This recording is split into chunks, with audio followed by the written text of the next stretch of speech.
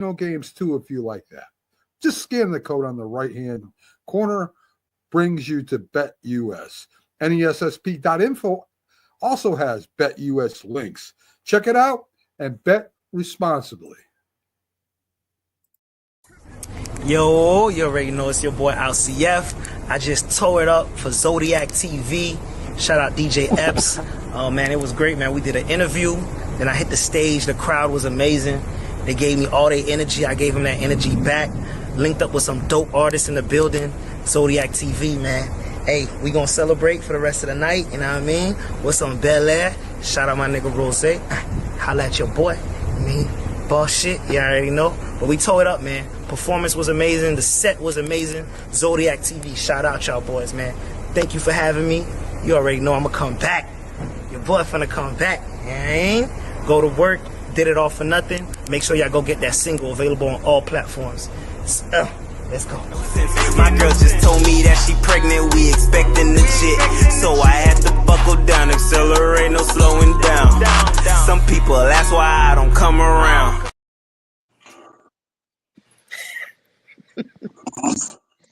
There you go, the commercial everybody likes to laugh at. And no, Mac, just as Mac, a little suggestion, because we're not the biggest hockey guys except for Pags. So I just wanted Pags, to get his viewpoint on the Four Nation tournament that took place. Okay, yeah, definitely. Amazing. To have that much hype, to have the guys want to play. This was an all-star game. But they had a lot of pride in that all-star game. The whole Canada booing the national anthem and them coming out fighting for it. I thought that it was amazing. I thought that the whole process, excuse me, was done really well, and that obviously the Olympics are next year, so they're not going to be able to have that like that next year. But I think that this is the process moving forward. Why wouldn't it be? You have things like the World Baseball Classic. Mac is of the opinion that professional teams shouldn't allow their star players to play in it, or should seriously consider not allowing them to play in it because of the risk of injury. But it's the same thing in hockey. Should then teams be able to withhold certain players? I think that the NHL won't allow that. I mean, this is an NHL entity situation, so they have the final say, because the entity of the NHL controls all those teams. So if the team decides that they're not going to do it, not allow a player to play because of the fear of injury, not because he's already hurt, then I think that obviously the NHL is going to step in and be like, no, he's going to play. And especially something like this, hockey players, I feel more than maybe any other athlete in professional sports, maybe soccer, different, but in professional sports, hockey players have more national pride than I think like baseball players or basketball players, soccer players withstanding. I think that's a little different. So I feel that this was something that the NHL needed. I feel like that took the difference away, where they have these outdoor games. This could be in lieu of those outdoor games. That this All-Star break actually showed so much excitement that I feel that it's something that will continue moving forward. I agree with you, Pags. Wait a minute, James. I'm not letting Jack get away with that. The MLB and the NHL are two different things. You're paying Aaron Judge whatever amount of millions of dollars a year, or whoever's on the field, millions of dollars a year. The hockey players aren't making anywhere close to that, and it's a different type of game. Even Doc thought it was stupid to have the MLB owners not telling their players not to play in that game. Even James agreed with them during the show. So it's not the same thing. And hockey is a different type of sport.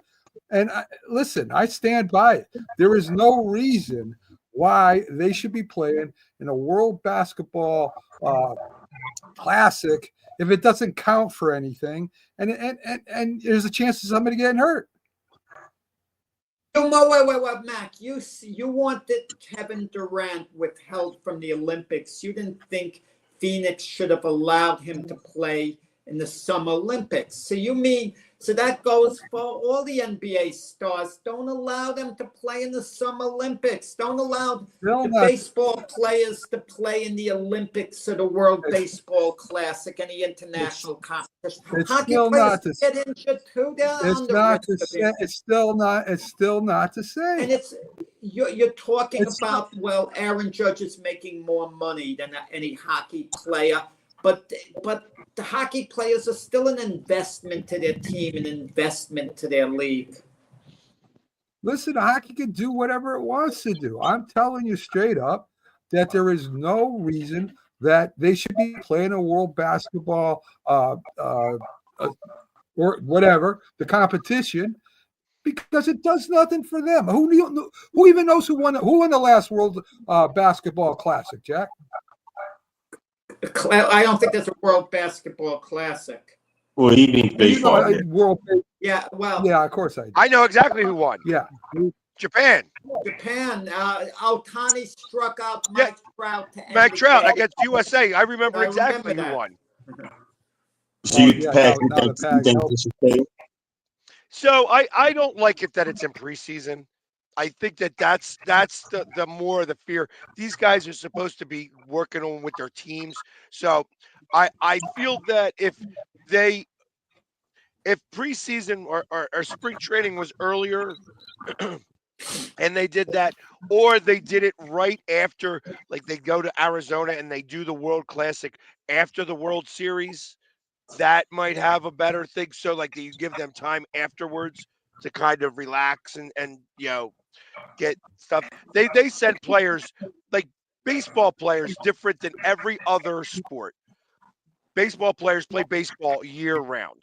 So you have guys that go from playing Major League Baseball, then get sent down to the fall league in like Arizona and Mexico and sometimes South America, and then come back up to play, and they're playing all year long.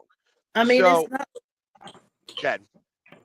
Yeah, I'm in agreement. I mean, but it's not like they're not getting paid at all. Because, for instance, the All-Star team, whoever wins, they split like $125,000 between each player. So, I mean, it doesn't sound like a lot, but it is, considering they got out there and played and won. I don't know what the loser gets, but I know the winner gets that. I think it's like 60 and 120. I think it's something like that. And that's all pocket change for them. Like that's spending money. That's going out to the club and getting that Bel Air, whatever that is that they're buying. Yeah. Oh, Mac, could I bring this up? We didn't discuss it before the show. I know you'll get a kick out of this and the reaction around the panel, especially with you being a Giant fan. The talk is that the Giants are putting up a minority percentage for minority owners, and that Floyd Mayweather seems to be bidding against Eli Manning, the report is, for 10% of the Giants. Now, Mayweather has more money than Manning, unless he's blown it, which I wouldn't be completely shocked if he has, the way he spends. But he's made a lot more money than Eli Manning has. How would you feel if there's a bid and it goes to Floyd Money Mayweather, the 10% of the Giants, instead of Eli Manning, because Mayweather can deliver the loot? From what I read, it's a $700 million that he said he's going to give the Giants for part owner, with a lot of money. Eli Manning, of course, doesn't have that money, as you said. So it's going to be up to the Giants. Do you want the money, or do you want to go with your guy? Do you want to go with Eli, or do you want to go with the money? So we'll see what they do. I never realized he had that much more money than Eli. Oh, yeah. Crazy. But yeah, it's not even close. It's not even close. Dang. I mean, he pockets his own pay-per-view, right? I mean, when he boxed, he pocketed most of his pay-per-view money. Oh. Yeah, he made an incredible amount. But he spends so freely. Yeah. Like, I could safely say someone like LeBron James is going to be incredibly wealthy his whole life. because LeBron is sensible. You know, it seems by all accounts. He spends a lot of money, but he does it prudently. Mayweather just throws money left and right. I mean, I don't think he really has a sense of what's what with spending. But when you have so much, you know, and you're making interest, it might take a number of years before you become somewhat tapped out. Well, he fights. He still fights, I think, and he promotes. Right, he's got a promoting agency. So. No, his promotional group isn't doing anything at all. So if you get that's relevant. Yeah. And he had some exhibitions to try to make some income because this way he could keep his unbeaten record, not risk anything. But his exhibition tours kind of went flat. And so we'll see. But if you're the Giants, it's kind of hard because Eli Manning is a legacy player. You know, he means so much to the Giant image, so much to their brand. That's what I always said about Saquon Barkley, why he should have been a career Giant. Certain guys, you want their name to be there forever. It's good that Eli Manning is always going to be a legacy player with the Giants. That's important for any team. That's why I was saying with Pete Alonso with the Mets. You know, you kind of want legacy players if you can have one. You know, like Jason Kelce with the Eagles, a legacy player. You like kind of guys like that in the organization. Yeah, Pags, I don't know if you saw it, but Jason Kelce was talking about the tush push and how being the center was very hard to do during the games, you know. So that was interesting to me. Yeah, I mean, because it's all required on the center. Truth of the matter is that the center, amongst everybody else, has got to get the ball to the quarterback, make sure that handoff is done properly without fumbling, and then he's got to be the lowest guy. If whoever's lowest in that pile wins the tush push, then that's the answer to that. So, like, that's the one thing that you always see people jumping over the top, trying to pull back from the behind. The truth of the matter is that if you can knock the legs out of the center and get underneath of him first, you're going to be able to move that whole line backwards. And that's what some of these defenses can't seem to figure out. Yeah, it's a very hard to stop. And of course, as you know, a lot of teams have been trying to say to ban it. Absolutely. They've talked about that every year. You know what, though? They'll be able to. And so the Eagles do it obviously better than everybody else. The rest of the league is only at like 48%. The Eagles are at 90%, and everybody else is at 48%, which tells me that play, that's just a play that the Eagles have perfected that nobody else can seem to do.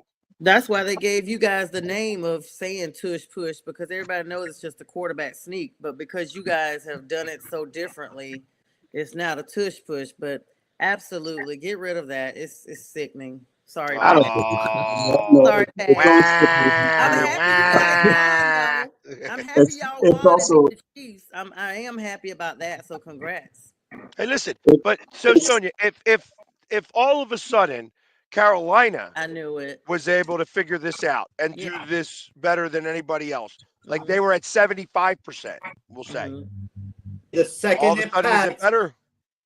You're mentioning the Panthers. They made some big news. They signed Andy Dalton to a 2-year extension. Yes, they did. Big news. Panther, big news. Why did you give Jack that ammunition? I wanted him to really go to 2 years. Show. I just wanted to go one show. Total. It could go up to 10 million with incentives. I just wanted to have one show this entire month. My own birthday month, this last Sunday of the month, that Jack would not come for me. And the only way he didn't come for me was the 2 Sundays I wasn't on air. Other than that, he's made a point. Last week he talked about me driving when I was under the weather, and he tried to call me out as an unsafe driver live on air. So if anything happened, there's that footage out there that I was driving while on live. Even though I had a handheld device, hands-free device. And now today it's about the Panthers. And you know what, Jack? Worry about what's going to happen in the Jets without the Kansas. I'm glad you He's mentioned the main that. news. He's the main news. That shit-type mushroom sniffer, whatever he is, has contaminated your entire organization. Worry about what happens up there. But I'm glad you mentioned that, Sonia, because we're already plotting. You know, the Panthers go 8th in the draft and the Jets go 7th, one spot before. So we're probably going to steal the player you want, right? The player that they're hoping in the Panther draft room that they're going to get. The Jets are going to nab them one pick before. I'd be willing to bet that doesn't happen. I can't wait. I'm going to text you. I can't wait. I'm so excited. Listen, I think they're both great at drafting. That'll be a fantastic pick, I'm sure. Exactly. I think that was a good signing. Andy Dalton did have a couple games where Bryce Young was out and did do okay. The old Red Rifle did all right, and he knows the playbook. He's experienced, and hopefully Bryce Young doesn't get hurt and has a good season. Exactly. Thank you, Mac. Thanks for that. Wow. You're welcome. Listen, I think that Carolina actually has a chance next year to actually do some improving, especially in that division. That they won't be bringing up the rear next year. Thank you, I feel that way as well. Yeah. Jack, unfortunately, James is going to be the one that's got to be crying because he's going to be the one that brings up the rear. Exactly. Back to where they belong. Back to where we belong? No, I'm talking about Jack. Oh, no, he's talking about me. He said me. Oh, I thought he said in that division. I got faith in Aaron Glenn. Aaron Glenn will do a good job with the Jets here. Next year is supposed to be a really outstanding quarterback draft class next year. So it could benefit the Saints. If the Saints have a terrible year and they could pick all the way at the top of the draft, it could be a blessing in disguise because they are going to need a quarterback in the future. I mean, we can agree on that. I mean, maybe Derek Carr could have a halfway decent year next year, but he's not the guy going forward. I mean, looking at the way, I'm sorry, I don't want to keep punching on this because I know we're probably going to have a bad year, but I like the trajectory with this new coach, and he got his. I see you got it down there. He got his defensive coordinator in Staley as well. So I'm looking forward to what we do in the future. But yes, this upcoming season is probably not going to be so great. Yeah, they got to give him time.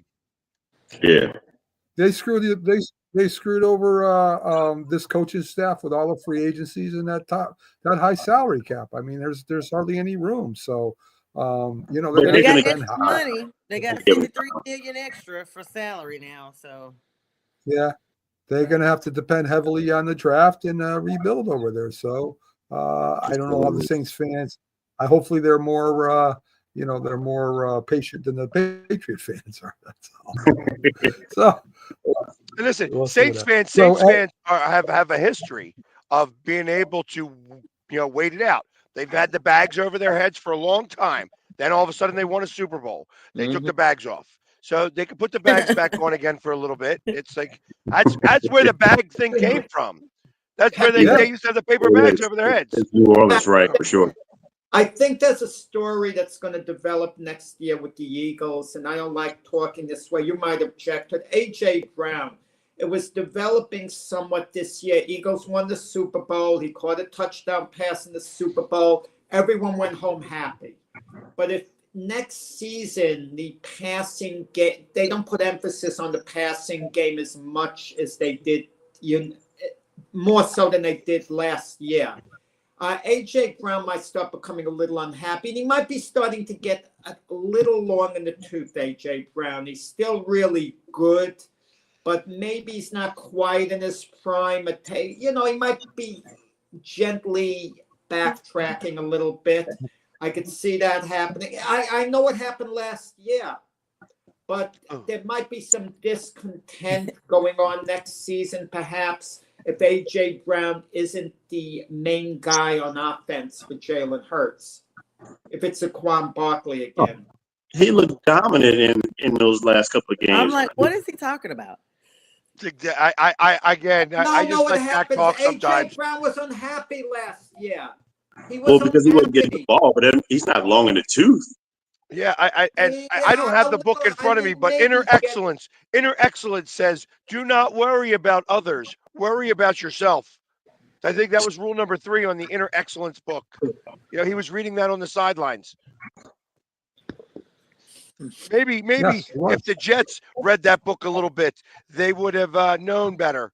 I mean, who's going to be quarterback of the Jets this year? Right, Jack. You can't say That nothing. is a Everybody got that something is for a you today on good. this show. You know who I think is going to be the quarterback of the Jets? I think it's going to be Justin Fields. If you're asking me what it's going to wind up, and I'm not sure what to make out of Justin Fields. I'd like to hear everyone else. I'm like in the middle. Potentially, he could be a a starting quarterback in the league, or he could just be a tweener. He's too good to be a backup, but is he good enough to be a starter? Well, I think that's probably not a bad pick for you guys because your offensive line is garbage. So you're going to need to run for your life. That was the problem with Rodgers this year, is that he didn't have the time to be able to let any of these plays develop because your offensive coordinator was real big on having plays that took like 4 seconds to develop. Well, that's the problem when you don't have 4 seconds to wait for that to happen and he starts to have to run and Rodgers can't run. I'm faster than Rodgers right now. So it's like that. I think that was part of the issue that you were running into last year. So you're going to need a quarterback that is faster on his feet, maybe make faster decisions, and is it maybe a younger guy that's going to be able to develop with draft picks and wide receivers that are young rather than is having to deal with Rodgers, who's sniffing mushrooms. Yeah, and the Jets, honestly, the Jets were trying to make Rodgers be the Rodgers he was in Green Bay. And you cannot bring the same player from a different organization and expect them to be the same exact mirror image of who they were. I mean, there are definitely some details that are very vital that they are the same. But as far as, the consistency and the maturation with, meshing with the new team, there's going to be a learning curve there. And those are the things that Rodgers missed because he wasn't there. He didn't partake in, these preseason activities with his team. And you guys need to be focused. He went away a few days in June. That's the only time he missed. He was with all the No. And you know what? And while you guys are at it, Jack, you need to go ahead and let Sauce Gardner go to a team that can benefit him. Because right now, that young man had a lot of talent.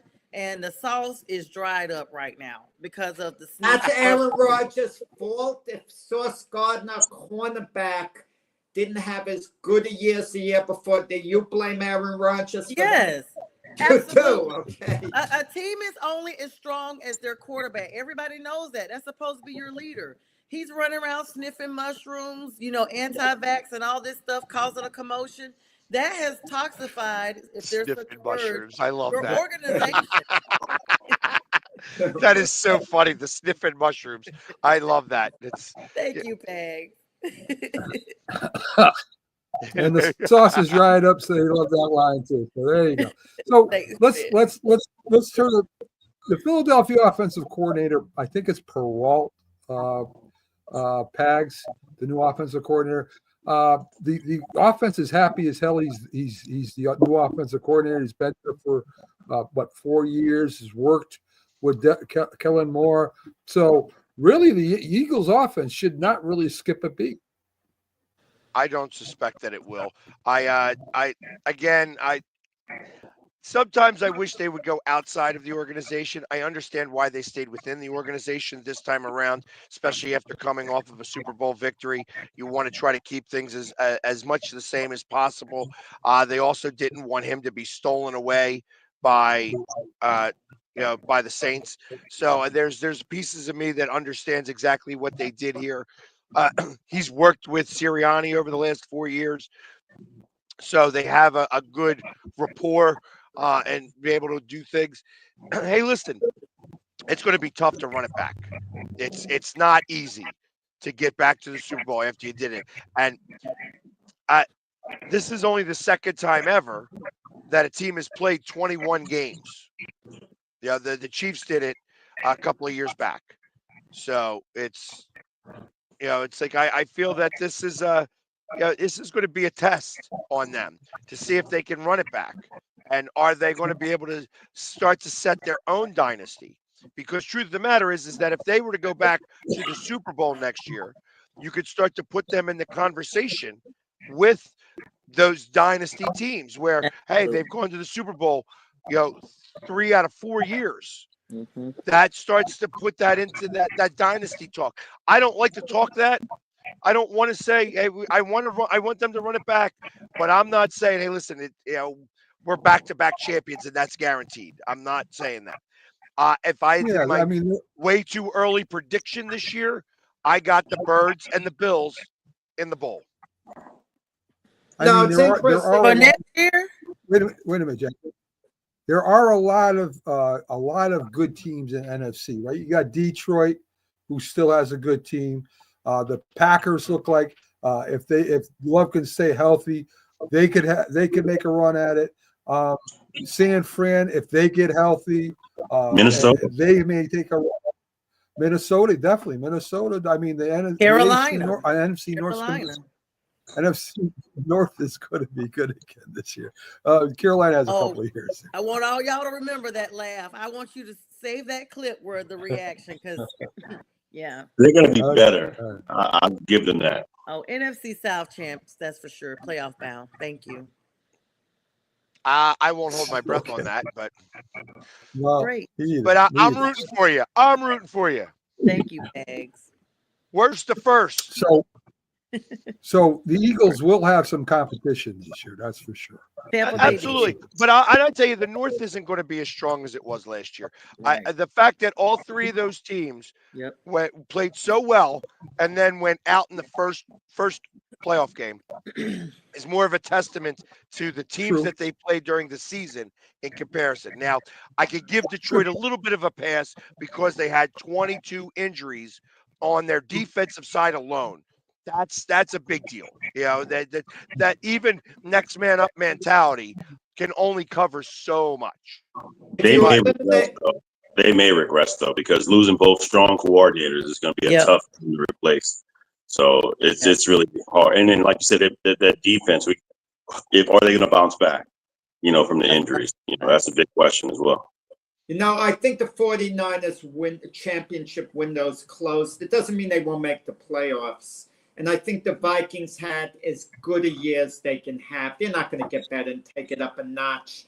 So I think the biggest threat to the Eagles would be the Packers, who have upside. But this is next season. And maybe still the Lions, because the Lions still have great personnel. So I don't think the Lions window is quite closed, even though they just barely missed out on the Super Bowl the last couple of years. I take back the word barely last year, but they had a great year last year, regular season. And I think they're a serious threat to the Eagles again this year. I think Washington actually has a play. And I know that this may be unpopular with this panel, but I think Tampa Bay only needs a couple of pieces to be able to start to become a little bit more of a power. I feel like that if they can keep most of their team intact and add a real good edge rusher, like that was the one thing that I felt like they were missing. They didn't get any pressure on the quarterbacks. So obviously they beat us in the beginning of the season in the hottest day of the year, after the hurricane and stuff like that. So there's something to be said for that. But that being said, I feel that they have a good enough team right now that if they add the correct pieces, they could be a power that I think beats Green Bay. I think Green Bay is on the downside of theirs now. They have to retool a little bit to get back to where they want it, where they want it. Let us all play GM for 1 second. You're Tampa Bay, and if what Pax is saying is correct, and it is, if they have a great pass rusher, Myles Garrett, you could trade for him. Do you give 2 number 1s, a number 2, and a number 3 for Myles Garrett if you're Tampa Bay? And if you're Cleveland, is that enough?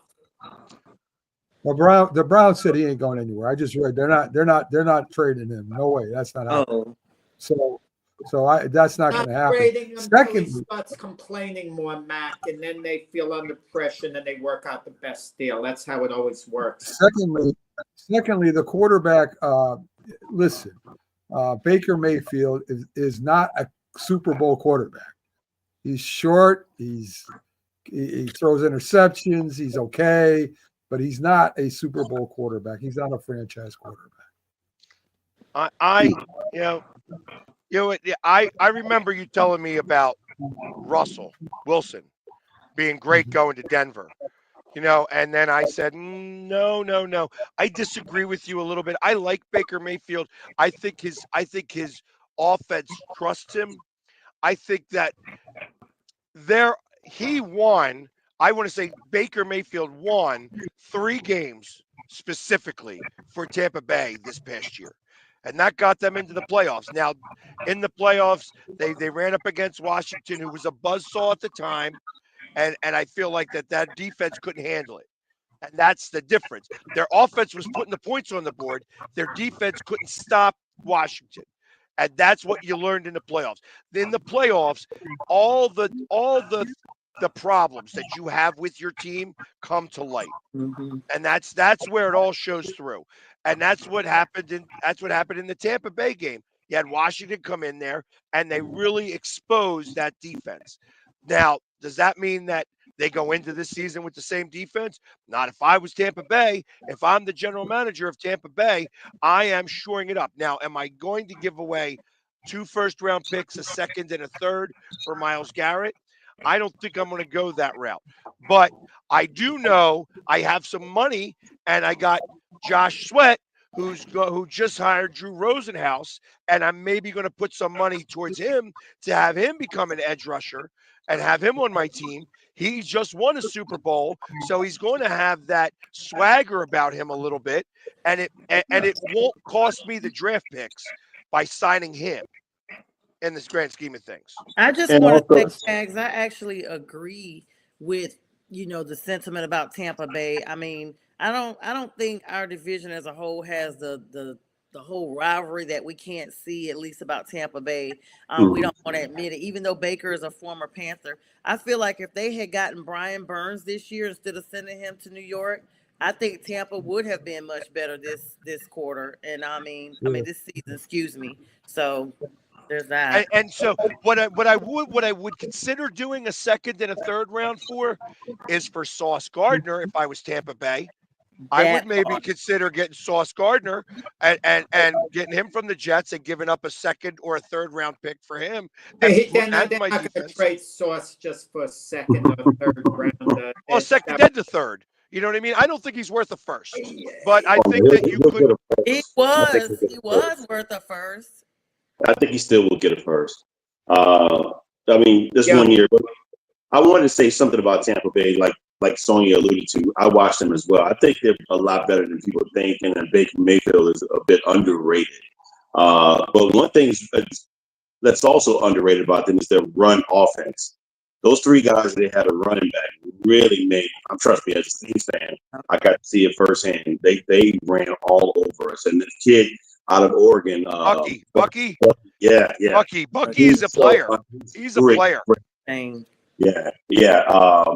4th round pick, they got a steal in that guy, and so that's why both Sonya and I don't really want to see when we play them, but they definitely are good, and that helps Baker Mayfield out. Baker he's really, I like to come out of Oklahoma, and he was decent in Cleveland as well, but what Max said about him being a Super Bowl quarterback, I think maybe he has a window for 1 good year to try to get there back. I think at some point. So Tampa is pretty much the team of the South right now. And then they got to sign they got to sign their wide receiver back too. That's going to be Godwin, Chris Godwin. No, Yeah. and you talk about that division with the Falcons. We're going to find out next season. It's Michael Penix Jr., their quarterback in the future. I mean, they're counting on that being the case, and he's going to be given every opportunity. But what happens if they find out Michael Penix isn't their guy next season? Atlanta. That's exactly been my point, Jack. And Jay Train and I talked about that Friday because we have one of our panelists is a Falcons fan, and I literally said the same thing. I was like, you guys pay Kirk Cousins all this money. You got to release him before March 11th, or you're going to have to pay this other $90 million. And what happens? Who do you go to if Michael Penix? Because let's be clear, Michael Penix came into the draft higher than what we thought, but he also has been injured in every quadrant of his body. He's already an injured quarterback coming into the draft.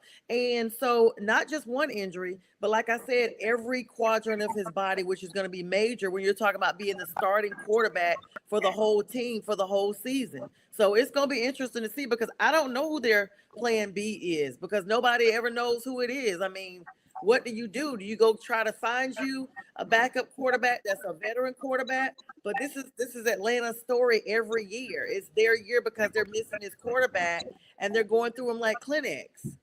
And I'll tell you who's going to wind up in Atlanta. Carson Wentz. Really? I think Carson Wentz makes a good backup for Penix. I didn't even think about Carson Wentz. And I think he's got some left in the tank. I think that actually would be a good pickup for them. They could get him at probably a medium salary of about like $8 to $10 million a year for the backup. And I think that that's a good fit for Carson Wentz. You know, on the board, let me to Pags. It says Hassan Reddick. Did the Jets still want him? Of course not. But who fleeced who more? Did my Jets fleece you more with you taking Bryce Huff, or did you fleece us more with Hassan Reddick? Who got the worst of that? Well, see, it's tough. That was a lose-lose situation. That was definitely a lose-lose situation. You know what? Sometimes, listen, out of all the things that Howie did, that Huff is the one mistake. And truth of the matter is that this goes back to what I said last week.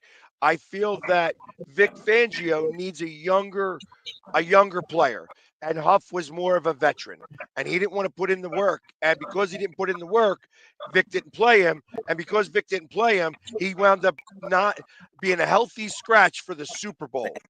Exactly. And that's a big deal. That's a big deal. So he's going to get dropped. They're going to eat his salary a little bit.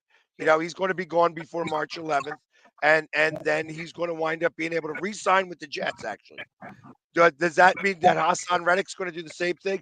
I think Hassan Reddick actually learned last year that you don't always get what you want, and that he may want to come back home here.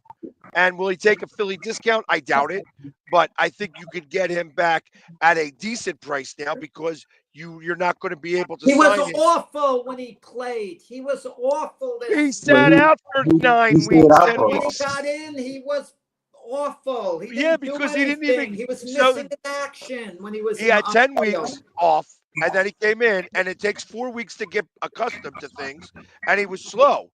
He was slow. By the 10th week of the season, or the 11th week of the season, He's a they're year already at older. His value is down. No one is going to give him a decent contract, not even for 1 year. No You want to one. bet? You want to bet? I bet Who- you. I who bet you might? he gets. Well, I think that the Eagles will probably give him somewhere in the neighborhood of about $10 million. I think that any team is going to give him in the neighborhood of about $10 million. I'm going to tell you what the Eagles might do. Howie Roseman is such a genius. Listen, I wouldn't be shocked if he pulls off a blockbuster for Myles Garrett. He gives up X amount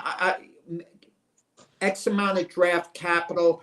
It would be major, huge. Yeah, and I tell you, the reason why he's not going to do that is because we've already had this discussion, and we talked about it a little bit. And what they're asking is, I think, too much. They want 2 first-rounders, and they want Devonta Smith.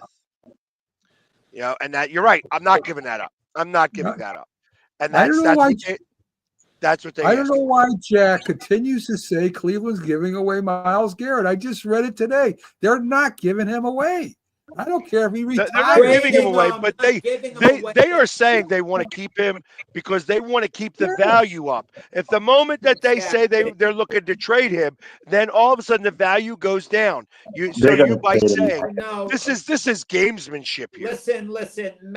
Mac and Sonia are very trusting. They take these GMs at their You word. know what? James What? is Don't more- put me Jay in this whole Train's more GM talk, hardline. Jay Jack, Train okay? understands and packs that it's a business. I'm looking up some listen. stats right now about your garbage Jets. The- Okay, worry about them. The I got something for you in about listen, 2 seconds. the Cleveland Browns, I think will within the next few years are going to be competitive again.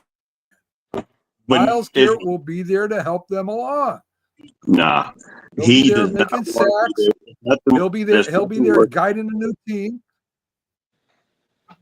There's nothing worse than having a disgruntled player on your team. Exactly. He does not want to be there. Clearly, he said it. You don't say it out in public unless there's a money dispute. Is he in a contract year? I don't think he wants it. He even said it. He said outright that championships are more important than individual stats. And I mean, he wants to go somewhere where he can contend. So you got to think about teams where he's going to be. He's not going to. He sees that. I don't know how old he is, but he's probably seeing how much he has in his peak to where he can I think it's like continue to play 29, there. if I'm not mistaken. He's Yes, 29 exactly. years old. Oh. He's Yeah. 29, and he wants to literally, go. that's what I was just reading. He wants to go. He wants to go. There's no way. But Sonia could vouch for this with Burns when he was on the Panthers. I don't know whether you agree with me, Sonia. No. You want to trade someone when they have their highest value. Now, the Panthers were offered 2 number ones by the Rams, and they didn't make the deal, and they got so much less when they traded them a year later. So, right, Sonia, isn't it all about timing? That right there is like the one irritant that I have got with the Panthers for the last, at least one of the major ones for the last season. When I heard that, I was just beyond shocked. When you make bad management decisions and your timing is off, that could be crucial to what happens to your whole team, because missing out on 2 first-round picks from the freaking Rams, and now you got to sell him to the Giants for, I don't know, basically breadcrumbs. Like, it's crazy. And it was and Panthers fans, because I'm in some groups, all said the same thing. They were just like, we're getting like crumbs for this guy. And this was our number 1 edge rusher, and he was worth so much more, but you let him sit, and it's just like letting something like food or whatever sit on the shelf. At some point, it's going to perish, and it's going to lose its value. It's not as valuable as when you first got it. And that's exactly what's happening. If you don't go ahead and let Garrett go while he wants to go, who's going to take a game on him next year? And what's going to happen in freaking Cleveland, of all places, with the whole issues they continue to have at the number 1 position? That's going to affect the whole trade value of everybody that plays on that team, because people are going to be like, okay, this is the stats that this person's putting up because they have quarterback issues. If you have a quarterback issue, it's a trickle-down effect to all of your players on at least the offense. I don't know if that has anything to do with Myles Garrett, but listen, you're right about Brian Burns. He was probably our second most effective defensive lineman last year.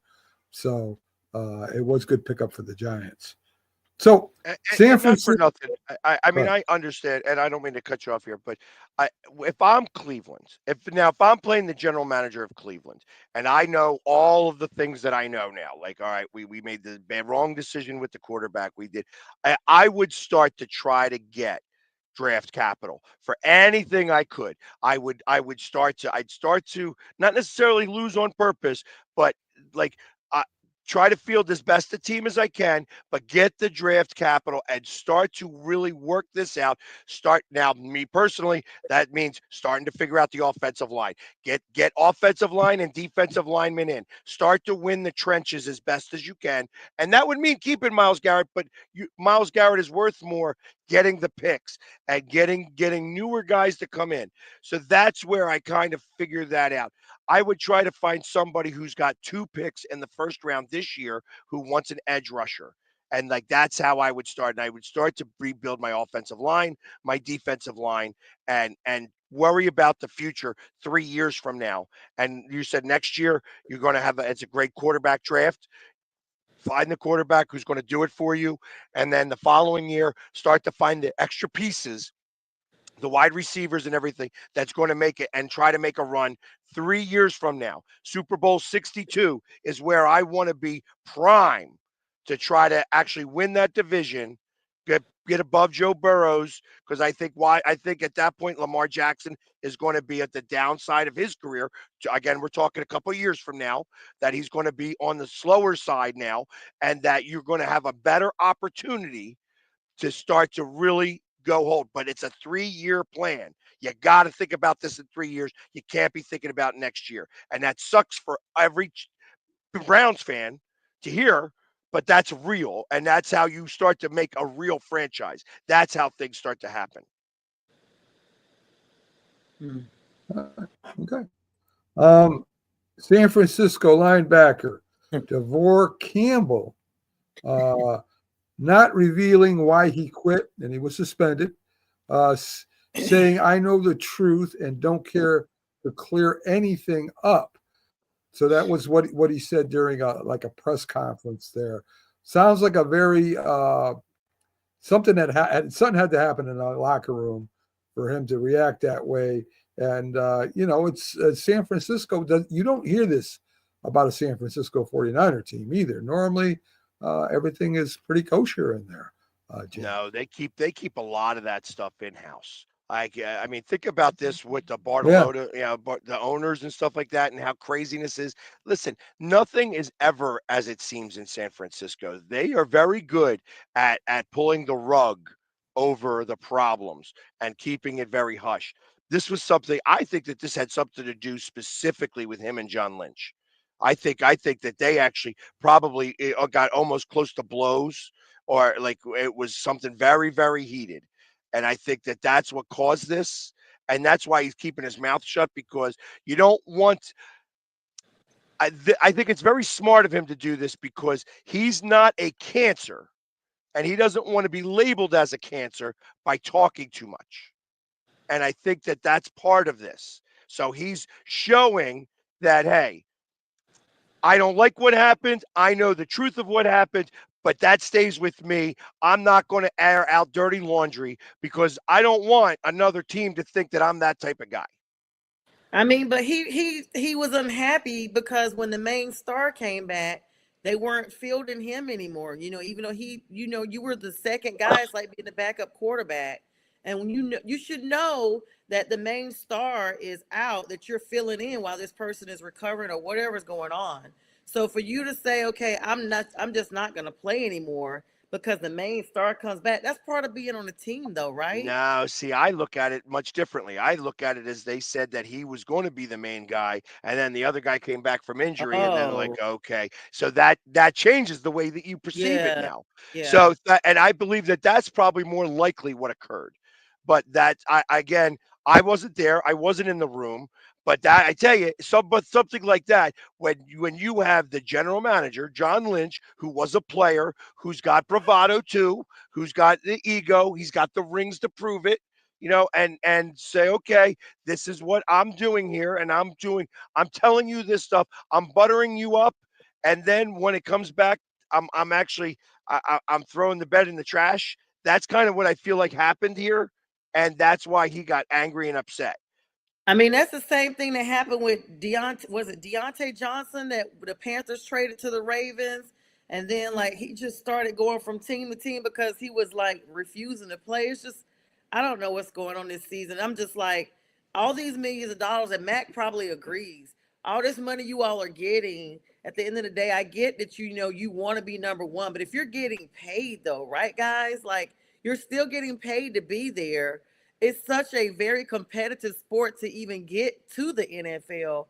Why would you just say I'm walking out, I quit? That's a once in a lifetime opportunity to play in the league, and it's so easy to blow it. No, Sonia, you're 100% correct, but it happens in all sports. Look at even baseball, the Boston Red Sox. They signed Alex Bregman, a potential Hall of Fame third baseman, as a free agent, paid him big money. But they already have Rafael Devers, their franchise player, at third. And Devers says, I'm not moving to second base. And Bregman, that's a guy, Alex Cora, the manager who was with him at Houston, wants as his third baseman. But how's he going to move him there? Devers went public and said, I'm not moving. Right there, you're going to have turmoil. You could take an attitude and be old school the way Mac is. And I mean this as a compliment, Mac. and say, no, you're going to play where I tell you to play. You got a contract. If you don't like it, you're going to be on the bench. And you could call their bluff and put a player on the bench and hope they come around. But how do you handle it? How do you handle a modern athlete? You tell me. Right.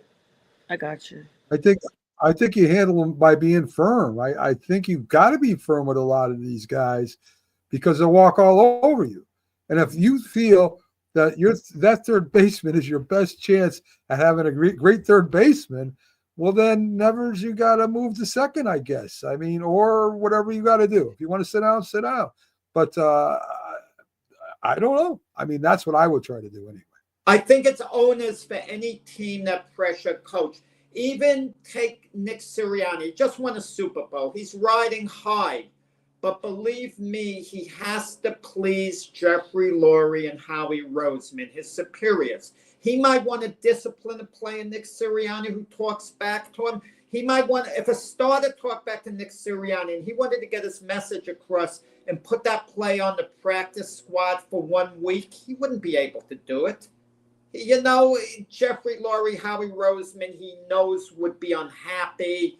And you just, how much power do some of these coaches and managers have? It all comes to the top with ownership. If you know ownership has your back 100% and lets you do what you want, in other words, the days of Vince Lombardi seem to be over. I mean, but that's why And you're it the depends. manager. That's why you're the coach. That's why you're the leader. Like, they put you in place to put these implements of who plays, who does what. And it's kind of like a hierarchy. You know, the players are subjective to the coach and whoever their coordinators are. You don't come in there just with the I mentality. Like, I'm playing where I want to play and I'm playing what I want to play when I want to play it. And you're getting this money. Like, what's the purpose of being there? Go form your own league at this point. And I think that, you know, it depends on who the coach is, right? I mean, if it's Mike Tomlin, I don't think the ownership's going to mess with him. If it's a weaker coach, the ownership would probably mess with him. So I think that has a lot to do with it. Well, I mean, I think Nick Sirianni is actually a perfect example of this, where he was like, okay, hey, he's so far in the league. He's been a head coach for 4 years. He's been to 2 Super Bowls. He won the last one. But I think he also knows where he fits in the scheme of things. Last year, if you remember, him and Howie both had to go to Jeffrey Lurie with the plan for this year. Like, what are we doing this year? And they executed that plan to perfection because they won a Super Bowl. That's the goal, to win the Super Bowl. Now, I would love for them to follow the same path that they did. What is their plan for this year? Let's make sure that we're all on the same page and do it now, because we've lost another, offensive coordinator again. We have to play this game again. It's not easy to go back to back, but we got to all have the same plan. We got to have all the same idea and the same goals at stake, and all execute them the way that we want to do it. And if we execute it the way we want to, there's no reason why we can't win. Yeah. I guess it depends on the team too, right? The players on the team too. Yeah. I mean, think about it. The fact that Schoen has still got a job is amazing to me. Mac, you mentioned Mike Tomlin. He has a player, George Pickens, who's been a pain in the butt, very talented wide receiver. But you get the feeling Tomlin can do whatever he wanted with this player, but he's tolerating him within his own boundaries, more or less. But if he wanted to move on to George Pickens, I agree with you with the Steelers that Tomlin would be able to make the move. I think they're going to move on. So. Yeah. Did y'all see that clip where? Did y'all see that clip where Mike Tomlin? Somebody had asked him about Antonio Brown, saying he wanted to come back and play for free, and Mike Tomlin just walked off. He didn't even address the comment. That's how Mike Tomlin coaches. And so he is not going to address you. Certain teams put up with certain BS from certain players. Pittsburgh is not a franchise that puts up with, I don't want to play because I'm not happy in this position. They'll just be like, you're out of here. I agree. We'll try and get back to football again, but I'm going to get to some MLB topics. The New York Yankees changed their policy on beards. You can now have a well-trimmed beard and play for the New York Yankees. Now, at one time, of course, you couldn't do that. I get it, but I kind of think traditionally wise, they didn't have their names on the back at one time, and now they're letting players wear beards. I kind of think it's I don't like it anyway. Getting away from the tradition. That's the thing. This is what we talk about. Everything is changing, and all of us on this panel, for the most part, are kind of like, let's stick with the core values that we've all come up with. And you have newer generational gaps, younger people that are coming in like, oh, we don't like this, let's change this. Oh, we don't like this, let's change this. That is sad to me, because some things, when you remove the things that make us unique and different, that's when you remove certain integrities of what was actually formed. I don't actually like that. If you want to come work for me, these are the things I have in place for my employees or for people that are on my team. So now you're saying, okay, like you said, Mac, oh, you guys can wear a beard. That may be subtle at some point, because guys should have a right to wear a beard if they want to. That's just my personal opinion. But is it just a beard today, and tomorrow, oh, all of a sudden we're seeing McGrath on the back of a jersey? Whoa. It's the subtle stuff. We always talk about truth versus a lie. All it takes is a little bit of a lie to change the truth into a lie. And we don't see it. It's the subtle stuff. And so here we go now.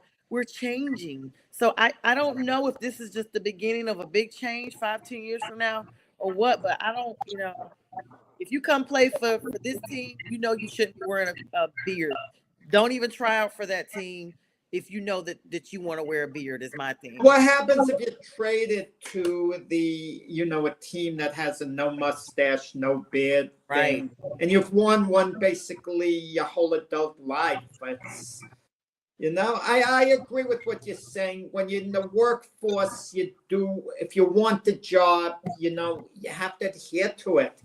But then again, these are like adults. What's so wrong about having a mustache and beard if it's well trimmed? But what about the dress code? That's another thing too. I mean, I'm not sure what the answer is. I mean, I also thought about the national anthem with standing, this or that. But what happens if you have a kid in elementary school who doesn't want to stand for the national anthem? They just want to sit. Then you wonder how far should freedom of speech and expression go as well. I don't know the answers to these things. I think you have to look at this is about management or about ownership. They're the ones that decided to allow it to happen. They're looking at, okay, we can lax on that a little bit. And they said neat and trim. They didn't say wild and crazy and shaggy, looking like, somebody that's out of control. It's neat and trim. I don't think of course, you see I rock a little small beard here. I don't think there's a problem with it as long as it's neat and trim. Does it take away from the jersey? It probably takes away from the tradition a little bit, but are people really going to start making a big deal out of it? That someone comes with a small beard that's neat and trim? As long as they're winning, I don't think it's a big issue. Do we even notice as fans watching the players that they have a beard on? I remember Al Hrabowski, the mad Hungarian, the pitcher, he had the beard.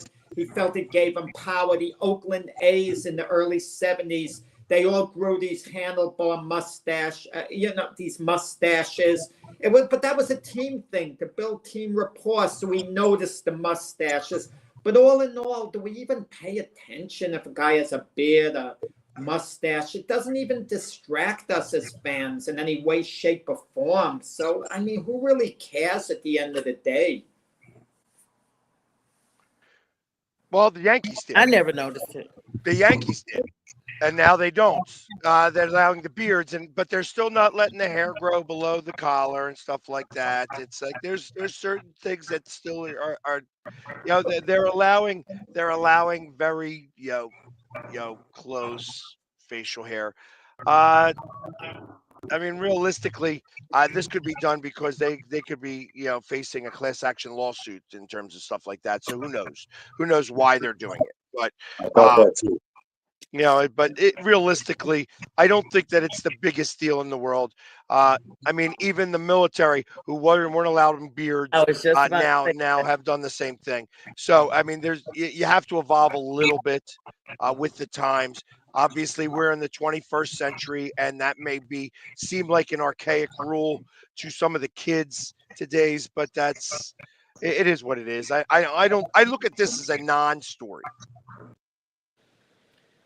I mean, I've Well, worked jobs again, in security I that you think have to that, keep your haircut um, up. So,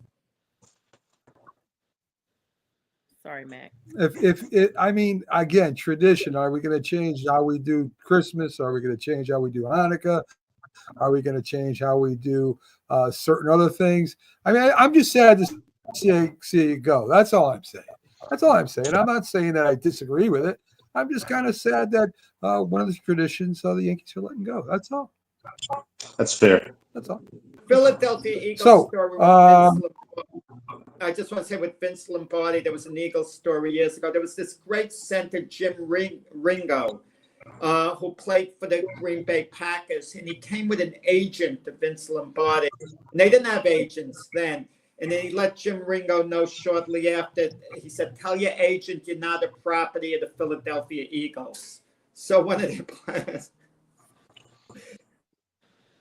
Well, and so starts Okay. agents Let's see. in sports.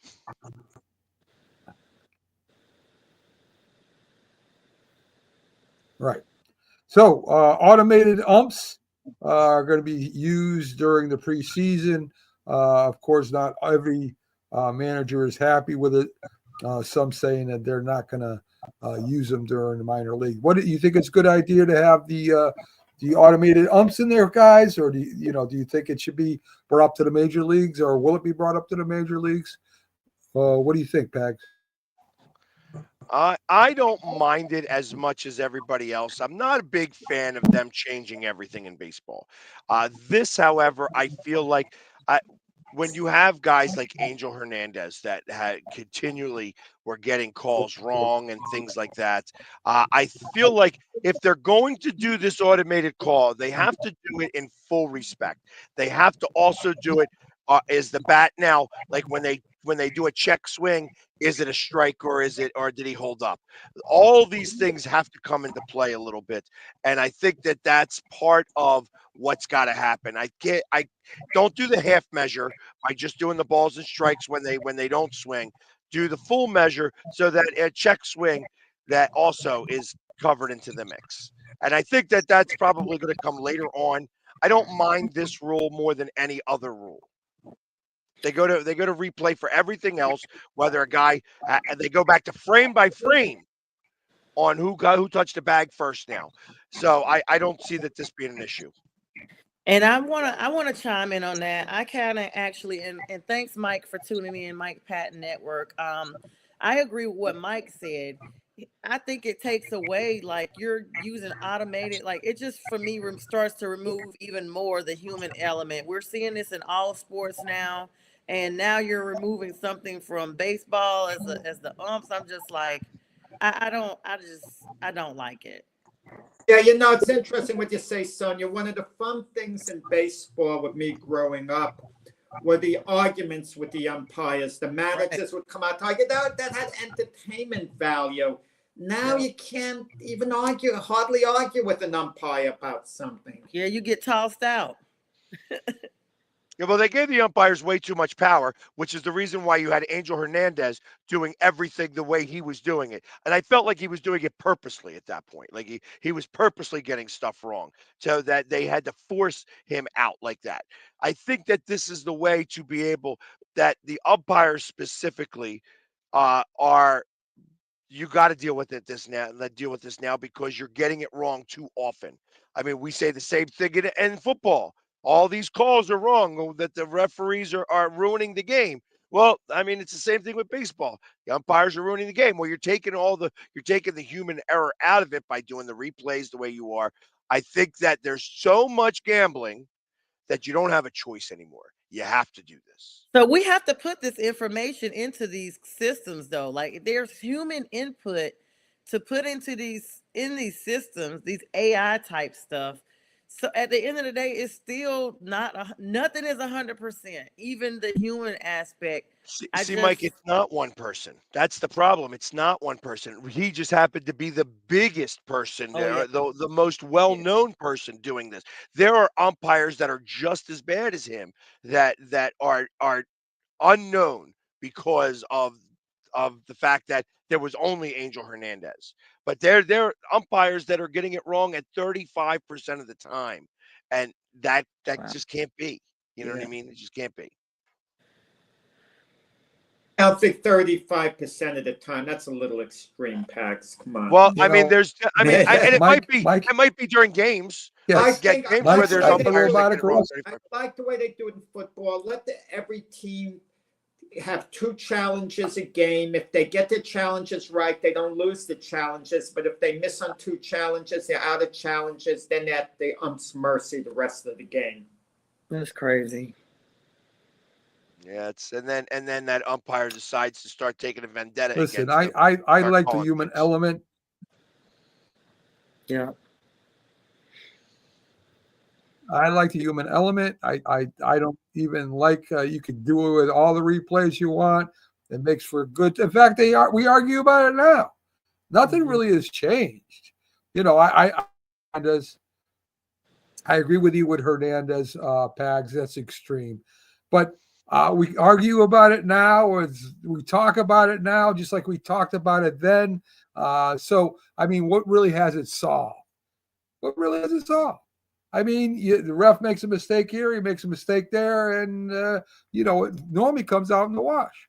So anyway, Well, but there again, then you have the So, Super Bowl a couple of years ago. folks, we're coming to the end of the show. Thanks for all the likes and loves and all the views. It's been a fun show. We love doing it for you. Have a great day, everyone, and enjoy. I guess your